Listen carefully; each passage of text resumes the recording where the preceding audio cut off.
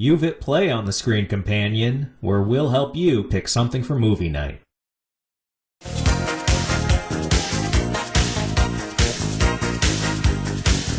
Today's show, we're talking Stallone versus Schwarzenegger. You guys are going to say, well, why are they doing The Running Man from 1987 and Rambo III from 1988? Surely there are better examples of these guys' work. Absolutely true. However, people always talk about Predator and Rocky and all the other stuff. Have they never, in the internet world, talked about Running Man or Rambo 3? Of course not. I feel like it's at least on a lower level as far as notoriety. And at least in the case of one of these films, I think it gets a lot more flack than it deserves. And we'll get into that. So, Andrew, what is 1988's Rambo 3 about? Rambo has to go into the Middle East now to rescue his colonel friend from the Ruskies who are currently occupying Afghanistan. And what are your top 3 Stallone films, in order from top to number 3? The first Rocky will always be my number 1. I'll put it as a technicality because he's not the lead, but Creed. And then I would give it to First Blood. My number 1 would be Demolition Man, followed by Judge Dredd. Oh, Lord! There's a theme here. Let me explain myself. I will give it to you. Demolition Man was a pretty fun time. I haven't seen Judge Dredd, though. I'm not saying they're his best acting choices. As far as just pure fun, Demolition Man takes the cake. Oh, yeah. I rewatched Judge Dredd maybe 2-3 years ago. It deserves its reputation. It's very stupid. But man, it's also so much fun, and the hammy acting that Stallone does, and Armand Assante is chewing the scenery every time he's on screen. Oh, yeah. And then, what is it with Stallone's fascination with Rob Schneider? I don't know, man.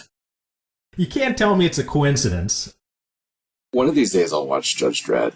But I love the Carl Urban one. Oh, God. We'll do it for this podcast. I would love to hear your reaction to Judge Dredd. Make it an episode. Because it's so different from the Carl Urban Dredd. That's great. What are your top 3 Stallone films, Pat? I love the Rocky series of movies. I think those are absolutely excellent, but Rocky IV has always been a personal favorite of mine. Cliffhanger, I love. I think that one's fantastic. And Demolition Man. I gotta go with those. And that's the order you put them in? I might go Demolition Man above Cliffhanger. You also went in a direction of not necessarily Stallone's best acted films or best overall movies, but we thought with our hearts. What was fun? So I'm happy to hear you say Cliffhanger. Cliffhanger is so bad, but it's so good. Hey, I appreciated Cliffhanger. He does exactly what it says in the title. It's great. That's true. Pat, what do you think was the best thing Stallone brought to Rambo 3 besides his muscles?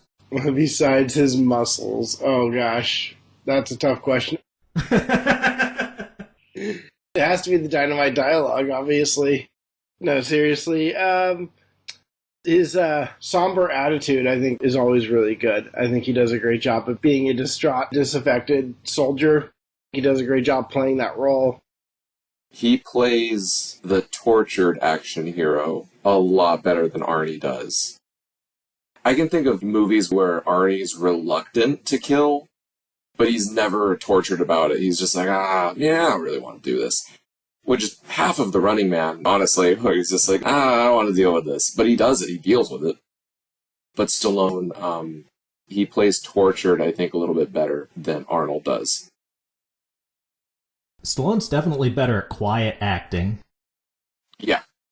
I was honestly kind of leery about watching this one because it does have, I feel like, a bit of a reputation. Oh, it sure does. It is a pretty big tonal shift from this one to the first one, and even the second one, where it leans more into Stallone's less refined writing and filmmaking. But from a technical standpoint, it's a solid action movie. Of course, an equally buff, if not buffer, nemesis for him to fight into hand-to-hand combat. And not to mention, a satisfyingly silly death for that man. Please explain that scene, because that is my favorite action beat. Rambo is wrestling with this Russian who's bigger than him, and they're literally rolling around on the sand, choking each other. And then at one point, Rambo grabs a rope, wraps it around the Russian's neck, and then the Russian gets the upper hand and starts giving him this bear hug. And they're near a hole, right? Yes. They are near a hole into a cave where Rambo just killed maybe 10 dudes with a bow and arrow. He stabbed one of them, he shot another guy with an arrow, and as the guy is screaming in agony, his Russian friends are just like, "What's that noise?" And then they shoot him, because they think, I guess, Rambo would start screaming for no reason. As Rambo's being bear hugged by this Russian, which would hurt because he's being bear hugged near a bullet wound that Rambo cauterized in spectacular fashion, Stallone slowly reaches for a grenade pin that is on the Russian's chest. He pulls the grenade pin, gets out of the bear hug, roundhouse kicks him, and the Russian falls into the hole. The rope tightens, it breaks his neck, and then because the grenade's ready to go, he just blows up as he's hanging from this rope. All I could think was double kill. Yeah. It was wild, but it was so satisfying. When you were watching the scene, as this was your first time experiencing the movie, how long did it take you to clock the grenades around the dude's neck? I didn't clock it really early, because as soon as I saw the rope, I was like, oh, okay, he's going to kick this guy into the hole and break his neck. I clocked that, but it wasn't until I saw the grenades when he was giving Stallone the bear hug where I was like, wait a minute. Is he going to pull a pin? So, that's when I noticed it. Stallone co-wrote this film, so I want to imagine late 80s Stallone was communicating to me through the rift, through the screen, because when that sequence started, I immediately saw the grenades, and I swear I thought to myself, they're probably not going to do it, but how badass would it be, as he was wrapping initially the rope around his neck, if Rambo hanged him and blew him up at the same time, and then they did it, and I was like, oh my god, this is the best movie ever. Yeah. You would think it wouldn't be satisfying to call it ahead of time, but I don't know, man. Sometimes when you want it to happen, and then it does happen, that satisfaction, is awesome. Oh, I completely agree with you. Especially because it's such a ludicrous and over-the-top way to go. He didn't need to pull the grenade pin.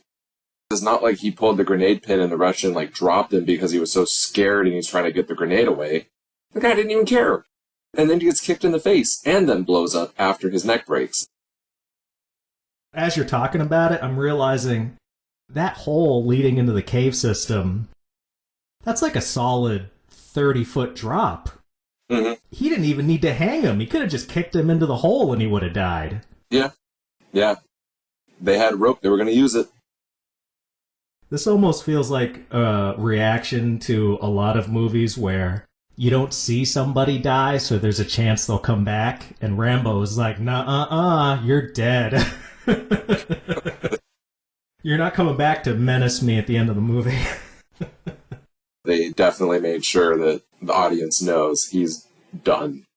But they did give us that he's going to come back moment, though, with the exploding arrow, and then you see the bloody hand grab the rock. It's like, okay, that's the big Russian. He's going to come back at some point. And then he came back, but then he was blown up a second time, but a permanent time. Become an active listener by joining the Screen Companion. Subscribe on YouTube, hit us up on X, and our Facebook group. Let us know your favorite episodes and what topics or films we should tackle next. Further support the host by buying his novel, Self-Recognition, a futuristic detective story, available on Amazon in print and digital formats. Now, back to the show.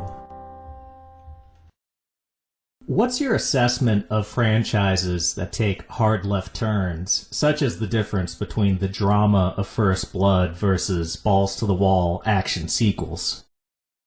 It's a really tough one because there's a part of me that understands wanting a big shift like this for the commercial value of it, especially because, action movies like this are typically successful at the box office. I think Rambo 3 did exceptionally well.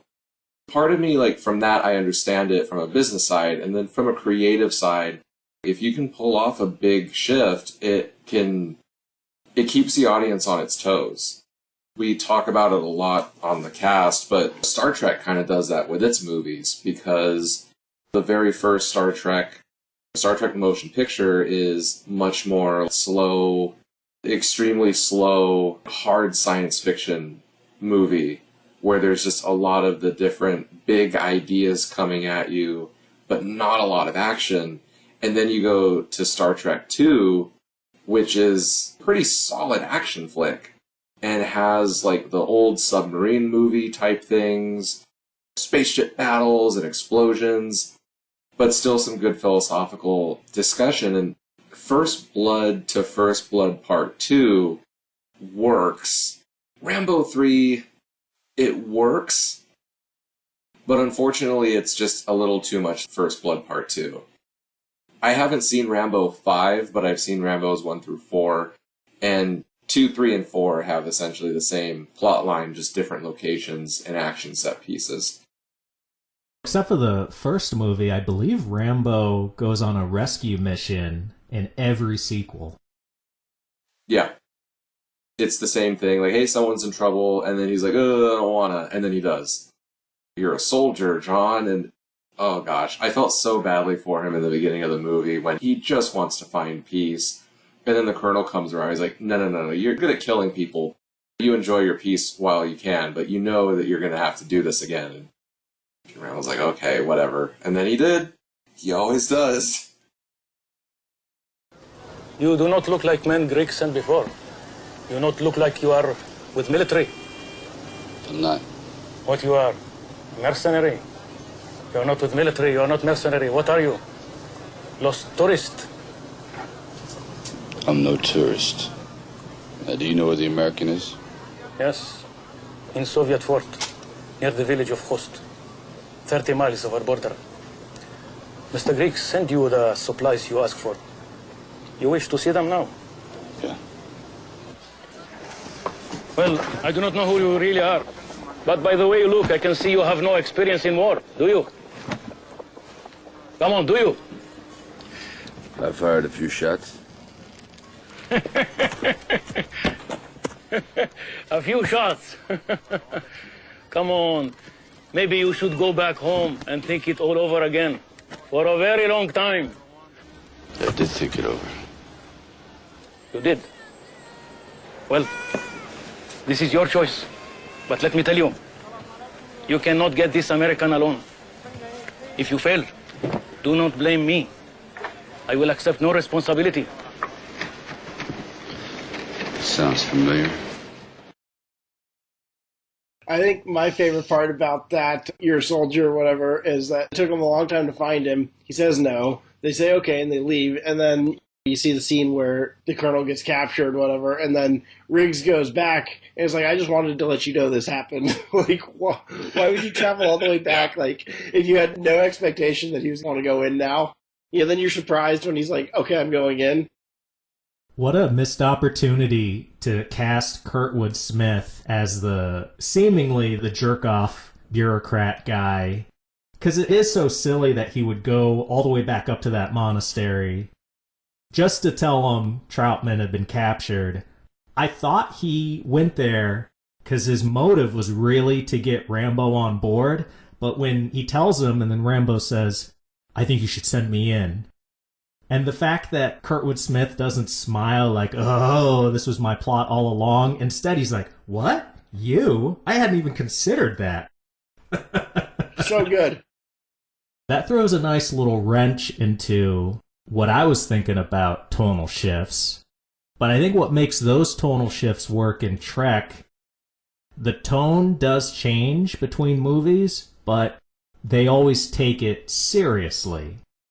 Whereas for other franchises, it's not comedy versus drama. It's more like there's a turning point you can't undo once you go from serious to silly.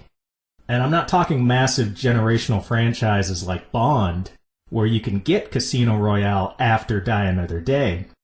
But the smaller series like Friday the 13th, once Jason went undead, that was it. It got campier and campier. Even one of my favorites, Mission Impossible, never reached that level of reality after John Woo's sequel. Fallout came the closest, but that's still over the top if you compare it to the first movie. Extreme tone shifts generally should be reserved for when the franchise is flagging and you need to shake things up as a last resort. It's a bold statement, but no, I agree with what you're saying there about, yeah, you should look to mix it up when things are suffering, for sure. I mean, who knows what they were thinking in 1988. When I think at that point in time, they were just firing on movies. I don't think there was thought about it. I think it was just a cash grab, probably. There's a lot more thought that goes into it now. You talk about series like the Fast and the Furious movies and the Mission Impossible movies. I think those are the two franchises that you look at now that have really been successful and have sustained success over the last 20 years. And how those really, they have ratcheted up each time, but they've also been very careful about how they've done it too to maintain the integrity of the franchise. When Rambo 3 came out, it was just, if we make another Rambo movie, people are going to go see it. So let's go from a trivial topic to something really important, Pat. How do you feel about the depiction of the Middle East and the Soviets? Other than an American being the hero, does this movie skew too far into propaganda for you? Oh, absolutely. I think the goat game is ridiculous when they're playing the game with the goat. Was it a goat? I don't even know what it was. It was a goat, yeah. Okay, I thought that was pretty ridiculous, but then I thought it was also funny how you have the whole conversation about how the Afghans never lose, they've never surrendered, they've never given up, and this is Russia's Vietnam, which is funny because that movie obviously came out while those things were going on. Propaganda to basically get the Russians to quit, telling them that they're never going to have a chance to win, so definitely interesting. Oh, and that hurt to watch because Troutman is acting like he's the wise old man, and he says, "We had our Vietnam, this is yours." And all I could think was, wait another 15 years, we're going to have another Vietnam. Yeah. Yeah, that part did not age well at all. I was like, oh, Lord. And then at the end of the movie, to the brave soldiers of the Mujahideen, I was like, ooh, no. Gallantry. The gallant, yeah. Oh, man, like how times and opinions change. Yeah, they weren't playing that at bases overseas for American troops. Yeah. Or if they were, somebody had their finger on the button of the remote control right before that title card came up. Okay, over. Well, wait, what about the credits? Nah, that's it. You know who that was? That was Stallone. Andrew, what's your favorite action scene in Rambo 3? The ending. That last action sequence was so great. Just the way that Rambo and Troutman are just staring down like a whole platoon with tanks and cars. There's a helicopter, and Stallone's reaction was just F them, and just just launches a grenade into a car. If he hit the car from that distance, he could have shot the grenade at the helicopter and taken it out first thing. But then they just dive into a trench, and then, you know, you hear the rumbling of the horses, and it's just this huge, huge scene. It was great. It was absolutely fantastic. What was your favorite action scene, Pat? I have to agree with Andrew on that. That was pretty ridiculous. How did they not die instantly when they say F and they start firing, when they're completely outnumbered. I really like that action scene, but I have to call back to the prison scene when he first goes to see Troutman in the prison, and the little kid comes, and he tells the little kid, don't come in, don't come in, don't come in. Sure enough, the little kid comes in, and then the little kid gets injured, and then sure enough, he's like firing one-handed while carrying an injured kid around the whole base, which is pretty amazing. I thought that was just hysterical and amazing. It was so over the top when Rambo is in the tank and he rams the helicopter. I loved that. There were a few moments where the villain piloting the helicopter brought it way too low, like 15 feet off the ground. Aren't you really just giving up your advantage by flying that close to the ground? Yeah, I noticed that a couple times too. Is that standard military procedure? Maybe for Russia it is, but like... That's why they lost the Afghan war. It's a boneheaded move. Okay, you're at ground level with the tank, so I imagine it would improve your weapon accuracy, but you shouldn't get within jousting position, because that just doesn't make sense. The only reason I think they would do that from a story or filmmaking perspective is just to show you how good of a pilot this guy really is, because that's got to be a hell of a feat. If he wanted to, he could have just like run into the soldiers on their horses and just hit them and killed them that way. That's pretty crazy. No, it put him into gun range and jousting range, which was dumb. Because another helicopter gets close enough for Rambo to use his compound bow and blow it up. Yeah. But wasn't he at the top of the mountain, though? And so that one made more sense, because I don't think the helicopter was that low to the ground. No, but it also wasn't really taking full advantage of its characteristics. It's true. It just sat there waiting for missiles. Andrew, this will be very hard because I bet you can think of a lot. But what's the stupidest single moment from this movie? The prison, the first time they escape the prison, they escape it using the sewer. And the kid got shot in the leg. It made me laugh when he got shot. Because he gets shot with like a high caliber gun and grabs his leg almost like he was a kid who got kicked in the balls on America's Funniest Home Videos and just goes down. Kids getting... that's not funny, but... Then they're in the sewer and his leg is totally touching poo water about half of that scene. And he has his leg at the end of the movie. He's walking on it just fine at the end of the flick. And it's like, dude, you would have lost that leg.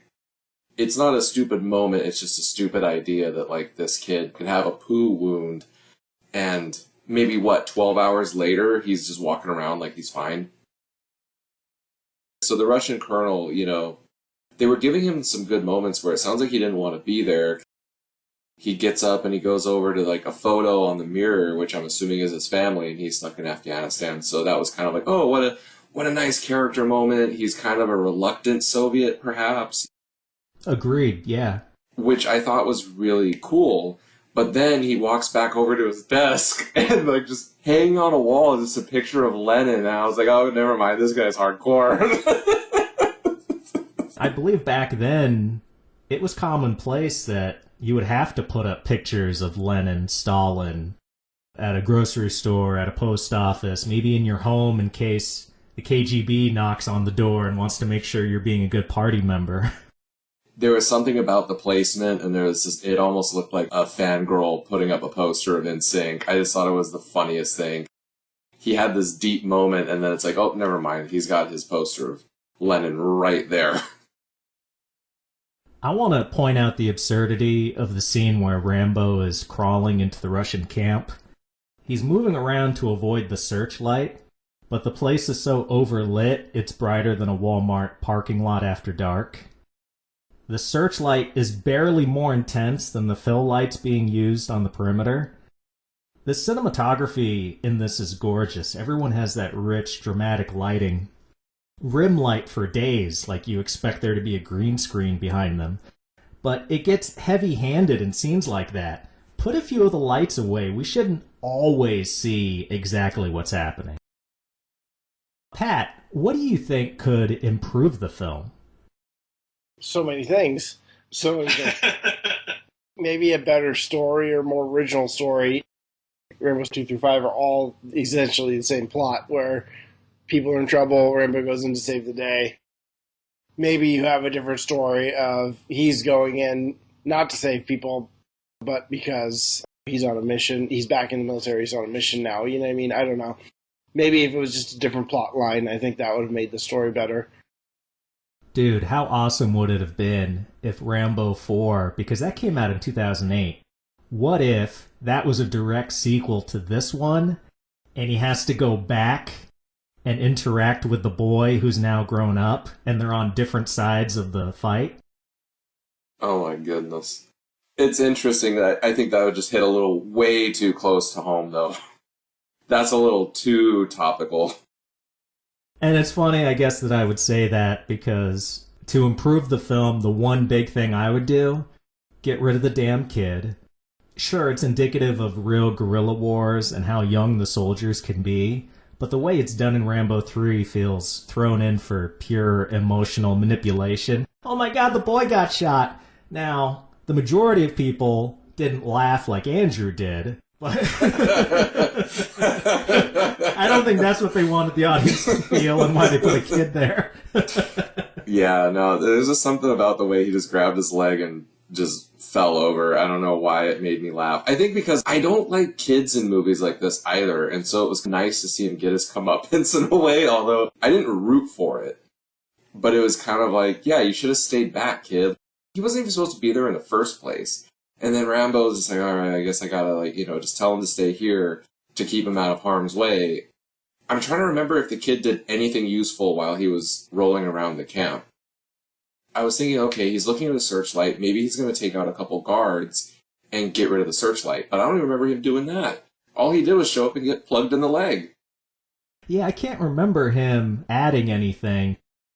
He did tip Rambo off to a guard coming. Rambo was talking to Troutman. Troutman said, look out behind you. And he turned around and it was the kid. But then right after the kid was revealed, the guard came up behind them. And had he not been there, the guard probably would have gotten the drop on Rambo. True, but to get technical, that really wasn't the kid helping. It was like a fun little accident. Yeah, inadvertent help. He definitely reminded me of Short Round. I think Short Round is a much better foreign kid sidekick. Yes. I feel like he made more sense in a way, and also he did more stuff. Short Round was more useful because he's the guy who helped Indy get back to his normal self by burning him with a torch. He's a more rounded character. Yes. Indiana Jones, because it was like PG and it's more of an adventure movie, I can get behind it more. But with kids in like a hard R like this, especially an action flick, if they're just going to be there for the sake of, how you put it, like just emotional manipulation, or to kind of raise the stakes in a way because now a kid's involved, it's kind of a cheap and unnecessary way to do it. You don't want me to go? Here I am. Look behind you. Ow, my leg. And then that's it. That stuff specifically, having him want every little bauble. He even asks for Rambo's knife. Yeah. It's like, out of all the ways to expand on that character, making him into this brown, grubby kid felt a little un-PC. Mm-hmm. How much imagination did it take to turn that kid into a panhandler, basically?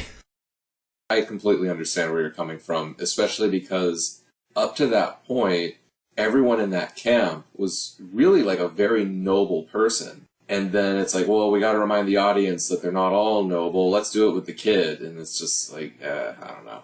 It was just distasteful that he's just asking for all this stuff. Pat, do you detect the flick is trying to say anything, or is it all a tasteless excuse to blow things up? I'm going to go with the latter on that. It's just an excuse to blow things up and have a Sylvester Stallone action movie. And sometimes that's okay, because it was a fun watch for me, because the first time I saw it was just a couple months ago. This was also both your first times watching this. Andrew, at the end of the day, are you positive or negative on the movie? I'll say I'm positive. It could have been a hell of a lot worse, and I think this is a great example of 80s action, and I'll say Stallone action, where there's a pretty good baseline of quality, where it may not be the best story and the best acted, but you're going to get really good action set pieces. It's always going to be a solid and concise story. There's nothing confusing about it. Good guys good, bad guys bad. Bad guys lose. End of story. I agree with what Andrew was saying. It's fun. It's enjoyable. I'm shocked that we've gotten this far and you haven't mentioned the score by Jerry Goldsmith. I was waiting for that to come up.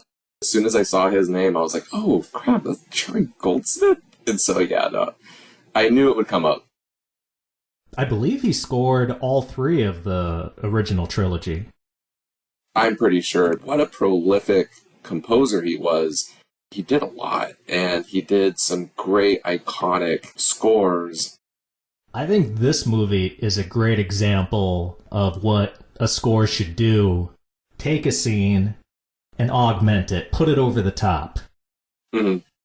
When Rambo is sneaking around the base, to get out of people's way, he holds on to the bottom of a tank. It drags him along, keeps him hidden, and then the Jerry Goldsmith music comes in, the horns, mm-hmm.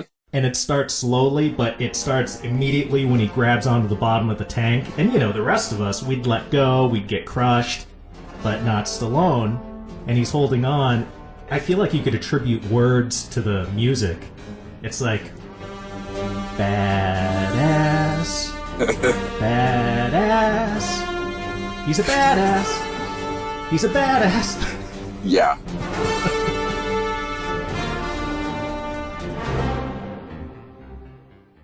I love a good horn section in a film score, especially in action movies. It's such a big, ballsy sound for big, ballsy men. And that's like a real easy way to get the audience to feel some of the macho energy. Mm. I feel like I could hang from the bottom of a tank. Oh, yeah. And in the final battle sequence, the music was very rousing, as it should be. And you almost feel like, yeah, I can use a tank to joust with a helicopter and survive. Absolutely. That's the beauty of the music. And as much as he augments the action, like we're talking about his prolific career, he can also get really profound. All the stuff he did for Star Trek. He can do some of the more philosophical, smart stuff. He also scored Total Recall, and I love the little motif, the dream motif that plays throughout that and at the very end. It's great stuff. It's definitely one of the composers where when I see his name in the credits, I know I'm in for something great. I want to take a moment to have our action stars today square off. Stallone versus Schwarzenegger. Guys, I'm going to ask you who's better at what. We'll start with Pat, then Andrew, and only if you guys can't agree as a tiebreaker, I will chime in. So Pat, who's better at comedy? Schwarzenegger. Easily. Arnold all the way. Better at drama? I'm going to give that to Stallone. I'm going to go with Stallone as well because of the Rocky movies. Better at romances? Stallone. I don't know. I'm going to go Schwarzenegger and True Lies on this one. I'm going to break this tie and say Schwarzenegger. Ooh, but why? I'm siding Conan the Barbarian. Okay. His love affair with Sandel Bergman. Good stuff. The reason why I go with Stallone is because his more serious roles, specifically Rocky, because I think Rocky and Adrian is one of the greatest movie romances of all time. So that's why I give it to Stallone. But you are right about Conan having a good one, and True Lies is just a lot of fun. I do like the relationship in Rocky. Talia Shire is so quiet and submissive that I don't find it very dynamic. It's dramatic, but I'm not really into both sides of that relationship as much as I am the overall drama that's there. Whereas something like True Lies, Schwarzenegger's a lot of fun in that relationship. Jamie Lee Curtis, she brings fun stuff to it, so maybe it's more that they pair Schwarzenegger with more interesting female leads. Okay, alright. I can agree, yeah. That makes sense. Who's better at fitting into an ensemble? Stallone. Yeah, I'll give it to Stallone. Are you guys thinking of the Expendables movies? Yes.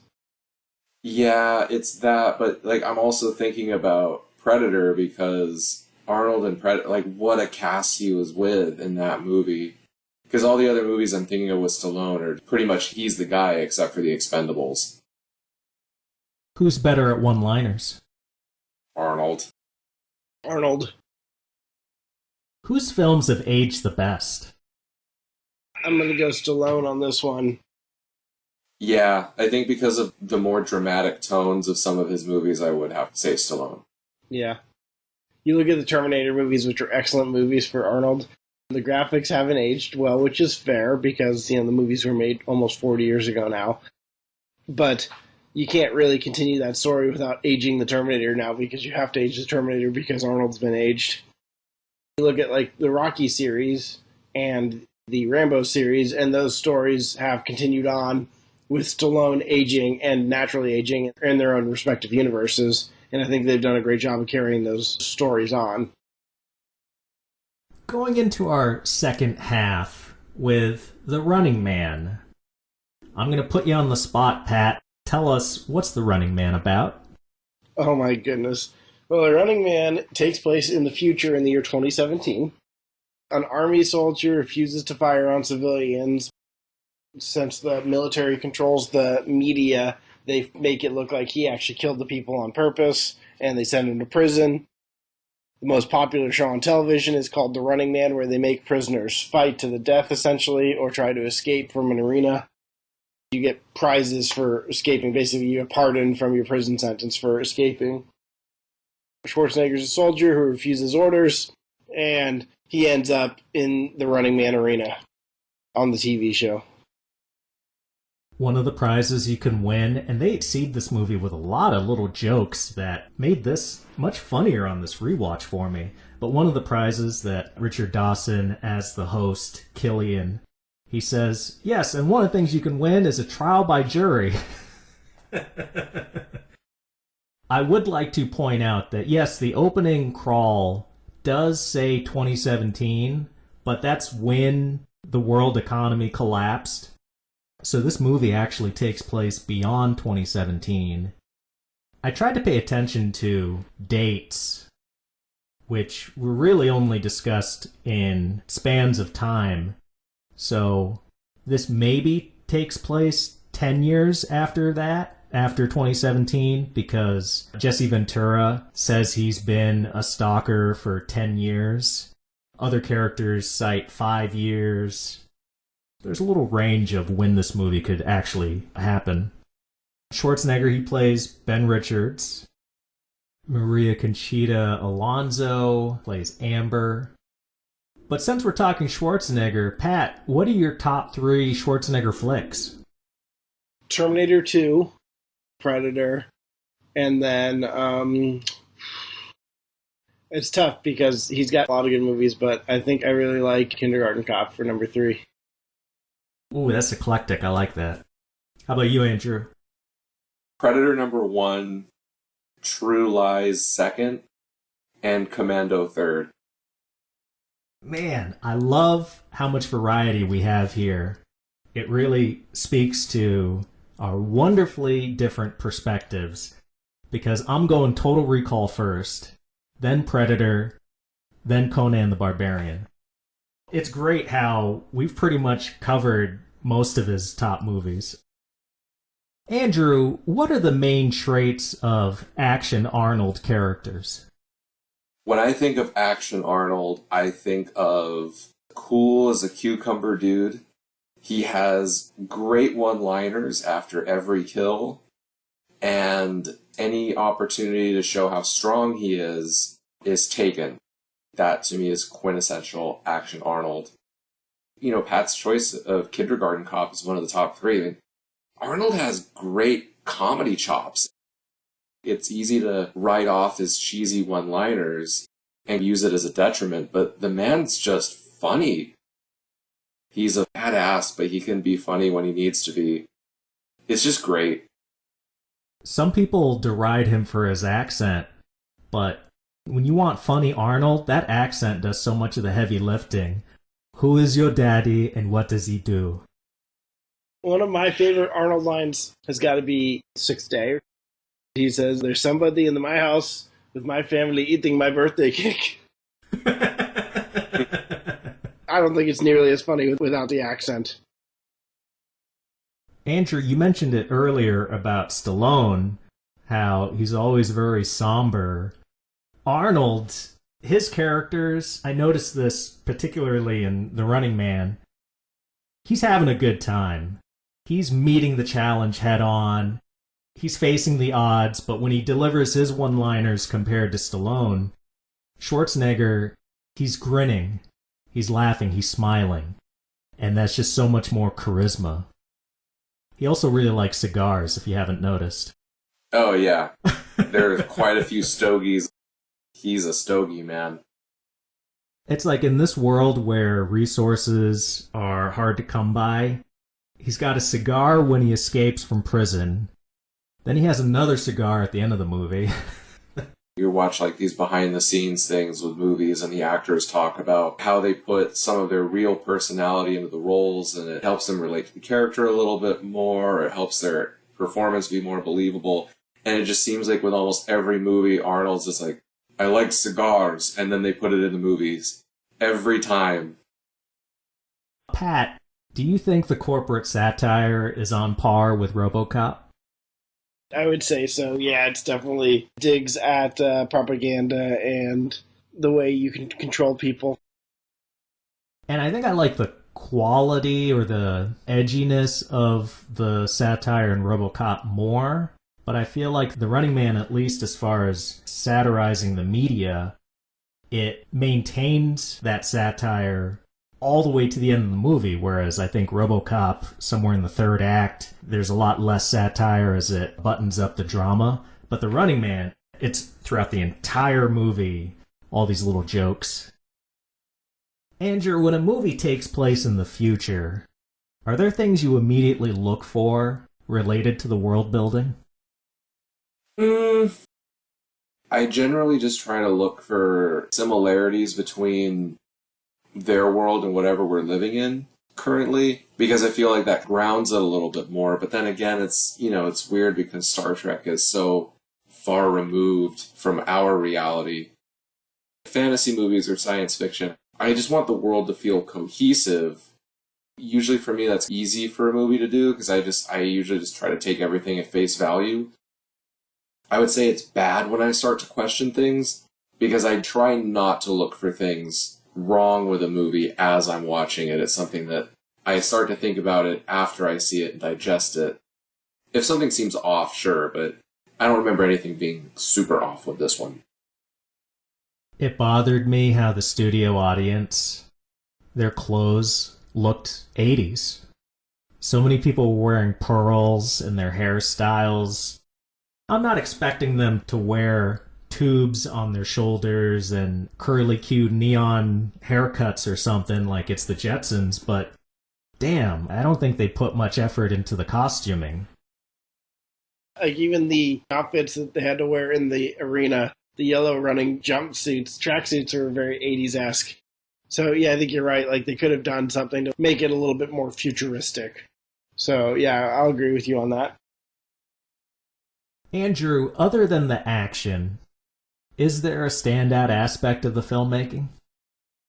just how grungy everything looks. They really leaned in so hard into that dystopian, everything is destroyed and everything sucks look. The TV studio and the stage for The Running Man.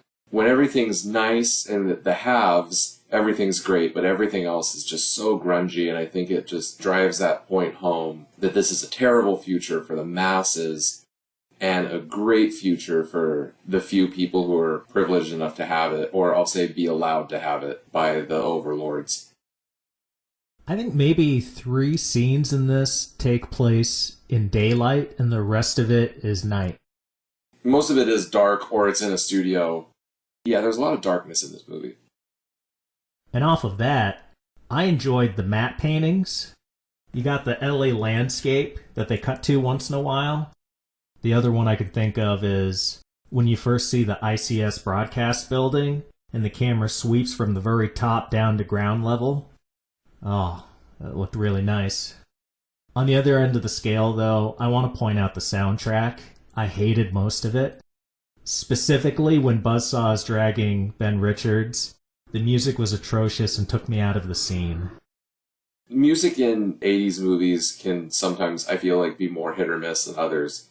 That decade, especially with genre films like this, I don't want to say they tried to do experimental stuff necessarily, it's just, I think they almost tried to make it sound like radio pop too much, while trying to make it sound like a serious film score. And it just doesn't quite work. So we were talking about when exactly does this movie take place. It's very possible the movie is set in the decade we're living in right now. Pat, what do you think they got right in depicting the future? And is any of it positive? They really nailed for one, I think, propaganda, like government trying to control the narrative.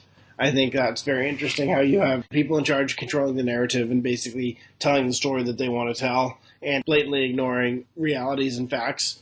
I think that was one thing. And then the other piece that they got was the insane popularity of reality TV. Reality TV wasn't really as big in the 80s, I don't think. Really took off in the early 2000s and has continued to be a very popular medium for audiences across the country.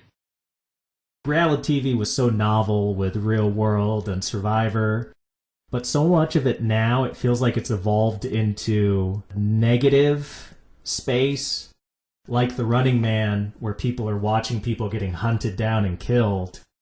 The popularity of reality shows now is to watch people wallow in embarrassment or tragedy.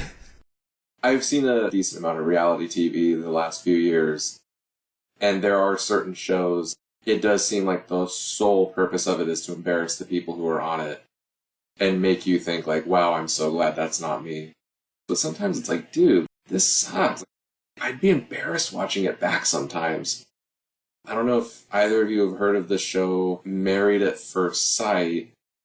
It's this show where, and I'm doing finger air quotes here, experts in these cities, they go through all these applicants who want to be married at first sight. And it's just this arranged marriage. They call it an experiment.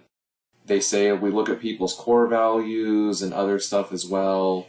That's how they put people together. The idea is that these experts are so good that if people just surrender to the experiment, then they're going to find their perfect spouse.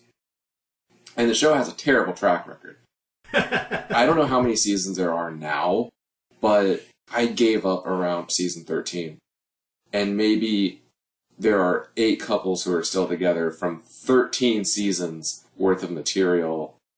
They almost always spectacularly fail. The producers of this reality show controlling the narrative. At the beginning of the series, you'll meet the people that they're going to set up, and without fail, there's always at least one couple where someone will say, a deal breaker for me is someone who's not religious. And then they will set that person up with someone who's very religious. And then they'll be like, well, the thing is marriage is about challenges as well, and we have to challenge you. Of course they're not going to work out.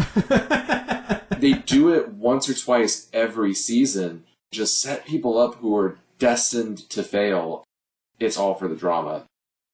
That was, I thought, a very interesting thing with reality TV, the way they depicted it. They are setting people up for failure. And even in The Running Man, if you win, you actually just get killed. You don't get the prize. So like, damned if you do, damned if you don't. One thing that they got right about the future is the deep fakes, because we get tricked by deep fakes too sometimes. They're using deep fake tech and special effects to show people videos of things that didn't happen in order to give the people what they want and keep them controlled. This is television, that's all it is. It's nothing to do with people, it's to do with the ratings. For 50 years, we've told them what to eat, what to drink, what to wear. For Christ's sake, Ben, don't you understand? Americans love television. They wean their kids on it. Listen, they love game shows, they love wrestling, they love sports, violence. So what do? We give them what they want. We're number one, Ben. That's all that counts. Believe me, I've been in the business 30 years. Well, I haven't been in show business as long as you have, Killian. But I'm a quick learner. So I'm going to give the audience what I think they want. Pat, what was the pinnacle of action in this film for you? Once you get the woman into the arena, that's when it starts to get really interesting. And I love it when they're running away from the flamethrower guy and then chasing them through a hallway, and then like they somehow both escape and buy time for themselves, which is really nice. I think that was probably most interesting for me, that and the jailbreak scene at the very beginning. That fuel pack that he has on his back, not only does it work in tandem with the flamethrower, don't we see him rise up like it's a jetpack too? But then when he's actually there in the arena, I thought they were going to have a scene where he's chasing them and he's flying like Iron Man or something, but I don't think they ever used that again, did they? No, I don't think they did. Oh, what a missed opportunity. Andrew, do you have a favorite non-action scene? It's when Arnold's getting ready to kill Killian, right before he puts him into that rocket ship into the Running Man games. When Killian's just like, it's television, we give people what they want. They want violence, we give it to them. That great rant that Killian has when he just tells Arnold to drop dead, and Arnold's like, I don't do requests, and then he kills him. If you didn't get the point of the movie already, you have Richard Dawson just laying it out there, and it was great. The irony isn't lost on us that Dawson is giving that speech ostensibly about the TV audience, but we at home are gearing up to see the finale and see him crash and burn. So he's talking about us. I really liked the montage of viewers gearing up to watch the Running Man show, because that really brought me into their world if we're talking world building. All the fanfare with the dancers, which is choreographed by Paula Abdul. How everyone, rich and poor, they're settling in as the program starts. I feel like a studio audience in those moments. Like, oh, I'm ready, I'm excited to see this too. Oh, it's not so dystopian after all. Pat, have you ever been to a show taping? I have not, no. Have you, Andrew? Actually, I have been to 2, yeah. Tell us about it, man. Well, they were they were both the Dr. Phil show. I would not have guessed that at all. It's funny because I don't remember how I got into. I think it was high school me. I would come home from school, maybe early college. Like I would come home from school, and that's what my mom would be watching, and I would just sit down, be eating a snack. Because my mom would watch, like, Judge Judy, like, from 3 to 4, and then 4 o'clock Dr. Phil would come on. 4 o'clock was about the time I would be let off the bus in high school, and I'd get home. And I would just, like, grab a snack and sit down and watch it with her. I don't know, like, I would just enjoy it enough to stay tuned. And then my mom got tickets to go see a couple tapings, and it was like, all right, we'll go. It was a fun experience to see how they do it. And it was interesting to see because, you know, you're there for the taping and they do like 1 or 2 episodes sometimes just back to back while they have you. What was mostly interesting about it was how they set the uggos and the best dressed apart from everyone else. And because you'll see like people who are more conventionally attractive and better dressed, they'll be like, oh, why don't you sit in the front? Why don't you sit in the front? You get up in the back. Stuff like that. Like, they weed you out based on looks, because the people up front, you see them more, and then the camera people will do the close-ups of the audience members from the people up front. So that's how they do it. Where were you sitting? So the first taping I went to, I was up in the back. But then the second taping, I think it was just me and my mom, we were put more up to the front. And I remember they actually put the camera up close on my mom. I don't know if she was in the episode, but at one point the cameraman comes over to where my mom and I are. And I intentionally put my hand up over my face so they couldn't use the footage, because I didn't want to be in the episode. Oh, damn it. They'll do the close-ups and all these looks. When they edit it, it'll be someone will be talking up on stage. Oh, well, Dr. Phil, I was beaten up in high school, and then that's what got me smoking crack. And then the person that they're doing the close-up on, they'll have this really concerned look on their face and stuff like that. I remember, the people on stage were talking about some serious stuff. And that's when the cameraman comes over to where me and my mom are, and I'm just I don't think so. I just start covering my face so they can't use it. Oh my God, if you hadn't done that, and if the topic of the episode was Hitler Youth, and somebody on stage goes, I do not believe that Hitler was a good man, and then it cuts to you and you look concerned. I'm just shaking my head oh my God, how could you say that? That's very savvy on your part. That makes total sense, yeah. When they put my mom and I near the front, I was like, shoot, they're going to possibly put the cameras in our face, and they absolutely did. And so, yeah, I was having none of it. So I went to a Nikki Glaser stand-up special. They did corral us into certain sections. Maybe they just thought I was photogenic, because I think I sat around the third row or so. Oh! I did notice at the time, sitting there, because it took a little while for them to get started, I was sitting there going, a lot of hot people in the first row. That's how they do it. What a compliment, though, because someone was hired at the studio or production house or whatever specifically to be the gatekeeper of who's hot enough to sit closer to the talent, and you got there. You got close enough. Man, I should have done my best to look butt ugly, so that way at one point Nikki would look in the audience, see my face, and then throw up. I'm going to need to do that bit again. Get that guy out of here. Put him in the shadow all the way in the back row. I don't want to see that kid. And fire the person who thought he was good enough to be there. This special is on Netflix. You can see me quite easily in some of the crowd reaction shots. There was a pre-show party out back. I saw Nikki's parents hanging out at the bar. No opening dance number, though, like this movie. I would have really appreciated it. That's wild, dude. See, what special was it? I might look at it just to see. Yeah, this would have been circa 2014. I've been in other stuff where I tell my dad about it, and then he sees it and he goes, I didn't see you. It's like, no, that was my back in that one shot. That was my back. That's funny. But in this Netflix special, I don't have to tell you where I am. You're going to see it, and you're going to go, oh, yeah. Are you the only Asian person there? In a sea of whiteys? I think in that row I might have been. I'm pretty sure it had nothing to do with my attractiveness. I think it was a diversity thing. That's funny. Oh my gosh, shit, the third row is kind of white. It's hey, you, get over here.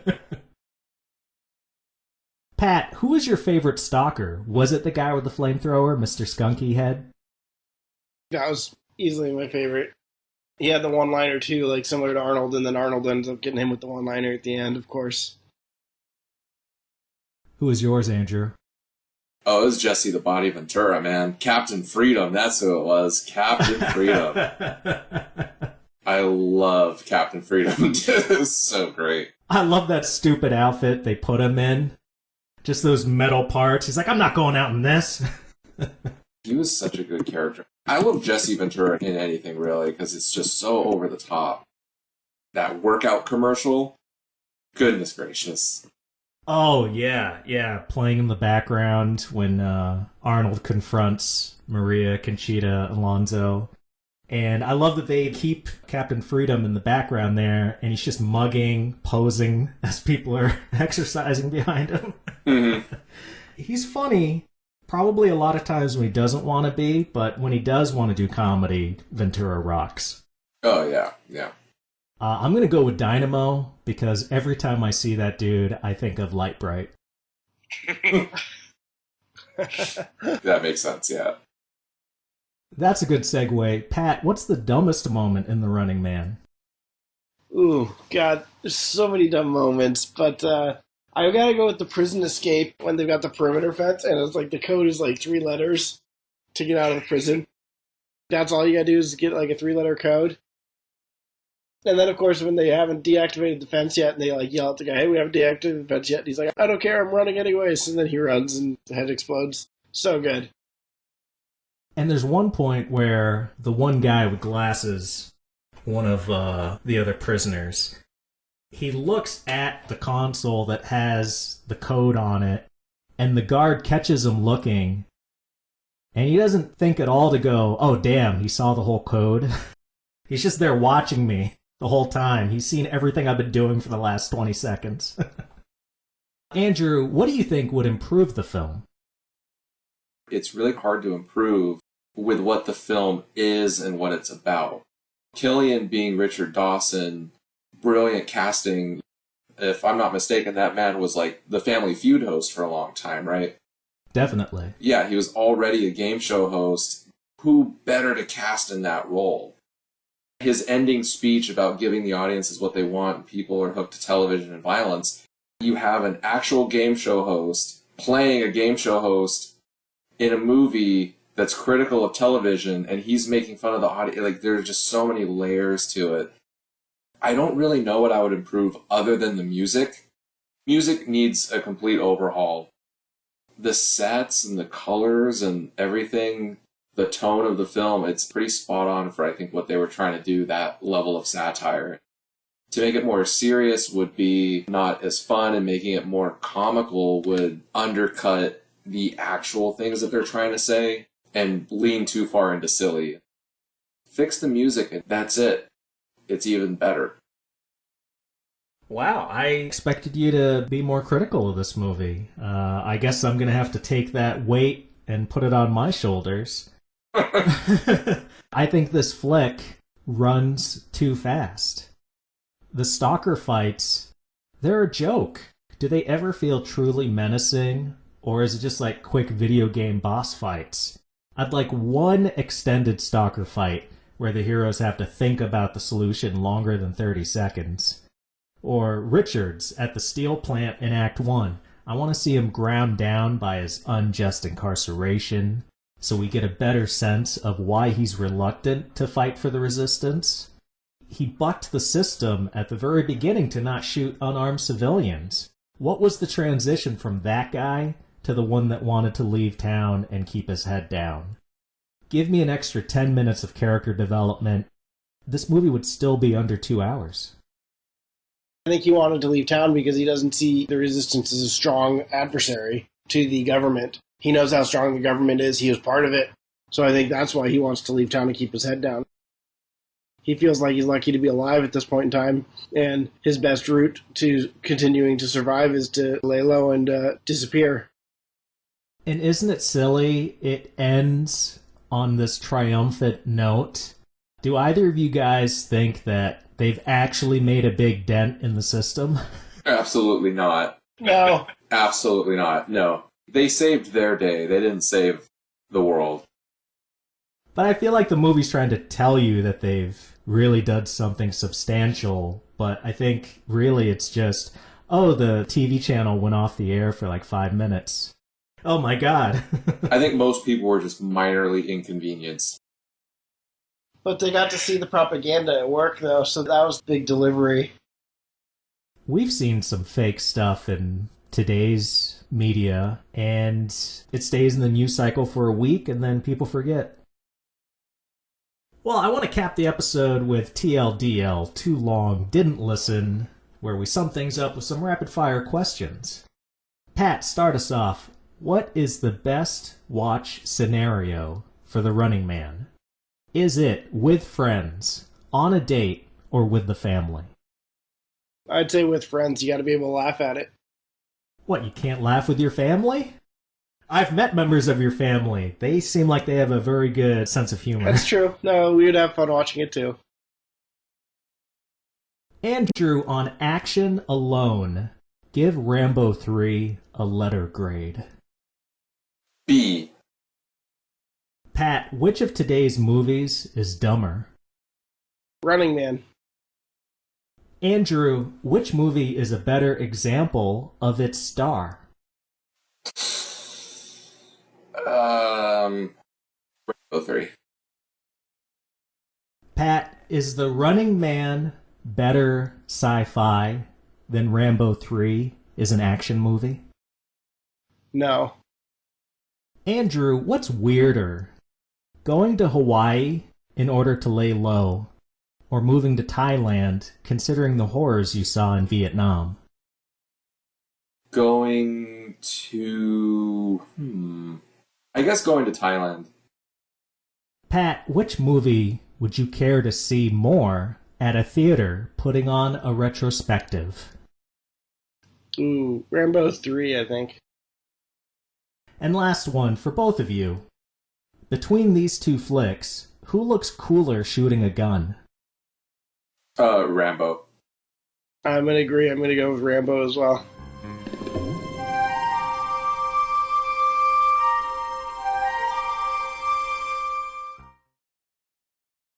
You've reached the end of this episode of The Screen Companion. Thank you for listening.